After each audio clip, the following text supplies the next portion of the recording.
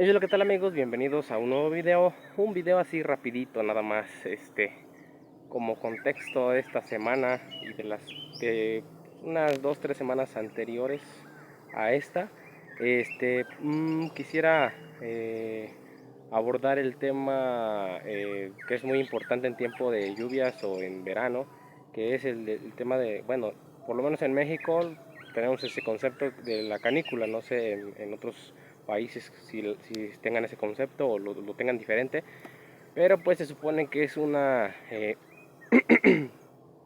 lapso de tiempo en verano, después de que comienzan las lluvias, donde pues merma la lluvia, merma pues los huracanes, las tormentas, y en ese periodo de tiempo deja de llover y empiezan a subir las temperaturas, porque pues obviamente desde primavera y verano son estaciones muy calurosas.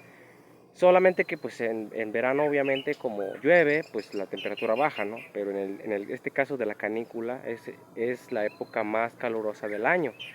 Y se debe supuestamente, no soy un experto en el tema, pero se debe a que al principio de las lluvias, al principio del verano, perdón si me escucho muy ronco, la verdad es que todavía tengo gripa, este, pues llovió bastante, ¿no? como normalmente, como normalmente se espera en cada época del año, que desde lluvias, que llueva bastante al principio, los primeros meses de mayo y julio y junio y julio, perdón, al revés. Y ya en julio, pues a partir de, no sé, del 10, del 15 de julio, ya empieza la canícula, el 20, no sé, va variando un poquito de días, pero normalmente es por ahí, ¿no? El 15, y más o menos es casi un mes de la canícula. Se termina en agosto, como por el 15 también. Hay lluvias así como que, mm, pues días que llueve, días que no llueve, pero la mayoría de días no llueve. Y normalmente los días que llueve es en zonas o pues sí, regiones donde hay más humedad, como por ejemplo aquí en el centro del Estado de México, un poquito más al norte, llueve más. Entonces esos días, en esos cerros, si llueve. Y aquí en el sur del Estado de México llueve también en los cerros, pero menos, porque también tenemos una vegetación un poquito más diferente. Ya se empieza a entremezclar la vegetación del clima templado a la del clima caluroso, o de la selva baja caducifolia que se encuentra en el sur del Estado de México, los estados de Guerrero y de Oaxaca.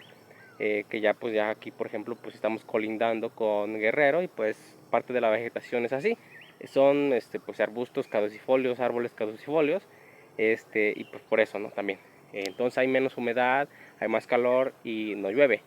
La importancia en la agricultura de esta época del año es que si es muy largo el periodo, 20 días, un mes, de que no llueva nada, los cultivos principalmente de maíz, y a lo mejor, bueno, ahorita ya casi no se siembra mucho frijol de temporal aquí en el Estado de México, tanto no, que yo sepa, que yo haya visto, así como antes.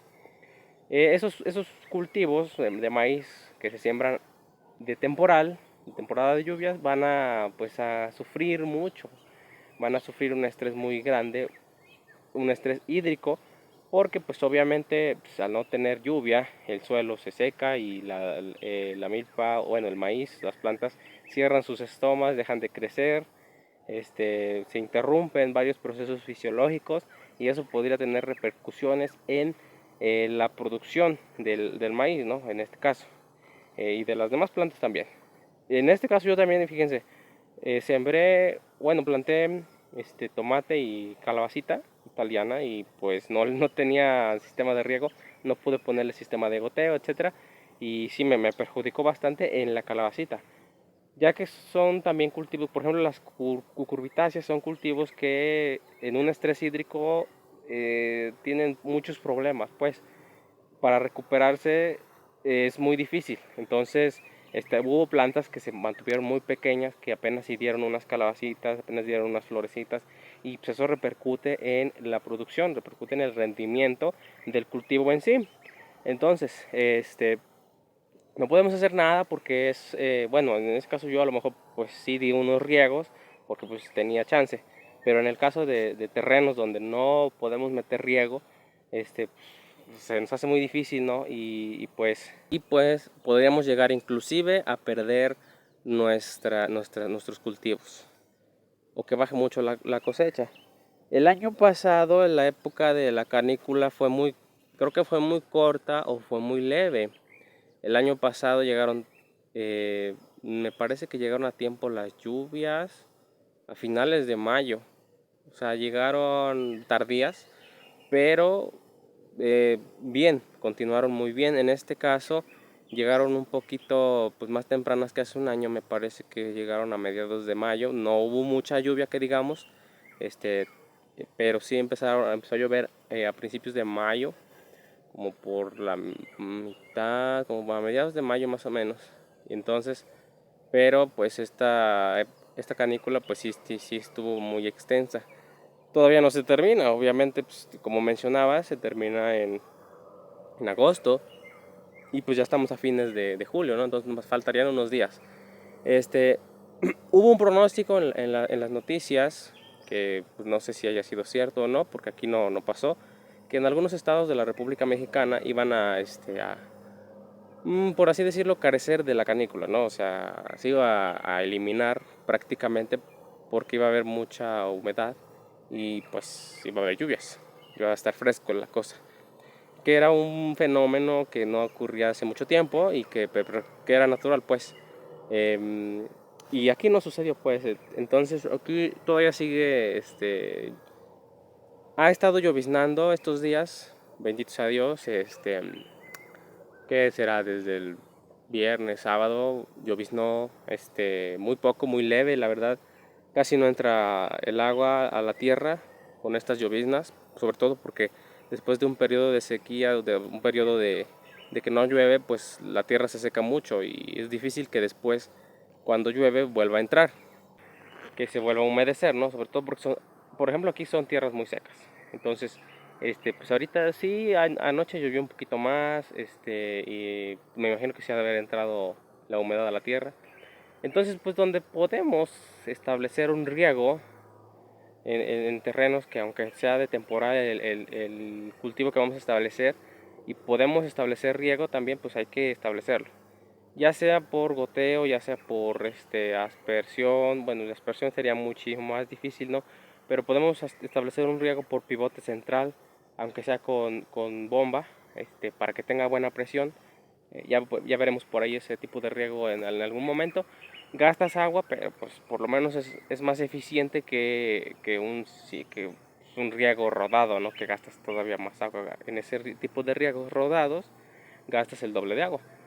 Pero si puedes establecer un riego rodado, hacer zanja, que esté bien establecida la zanja en tus cultivos, o sea, los surcos definidos, la zanja, donde puedas correr el agua, pues está bien, porque al final de cuentas te va a ayudar bastante. Yo en este caso, como pues no surcamos ni nada, o sea, todo fue a labranza mínima, no tenía zanjas, entonces tuve que hacer algunas zanjas y tenía que hacerle zanja a cada surco y pues, no lo hice así, pero sí le hice zanja a la mayoría de los surcos y sí se riega. El detalle es que no todos reciben la misma agua, ¿no? Obviamente.